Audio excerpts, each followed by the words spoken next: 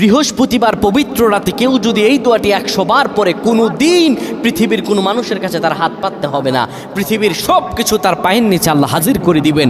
দারিদ্রতা থেকে মুক্তি দান করবেন, বিপদ আপদ থেকে মুক্তি দান করবেন, তার সম্মানকে সুউচ্চতা দান করবেন, অসুস্থতা থেকে দূরে রাখবেন। আল্লাহর অশেষ দয়া ও রহম তাকে দান করে দিবেন। সুবহানাল্লাহ। বৃহস্পতিবার রাত এটি গুরুত্বপূর্ণ রাত। এই রাত সপ্তাহে একদিন আসে। আরবিতে রাত আগে আসে, দিন পরে আসে। সুতরাং বৃহস্পতিবারের যে দিন গিয়ে রাত, এটি বৃহস্পতিবার রাত নয়, এটি শুক্রবারের রাত, এটি জুমাবারের রাত, এটি দোয়া কবুলের রাত, আল্লাহর কাছাকাছি হওয়ার রাত। সুবহানাল্লাহ। এই বৃহস্পতিবার রাত আল্লাহ তাআলা বান্দার দোয়া কবুল করেন।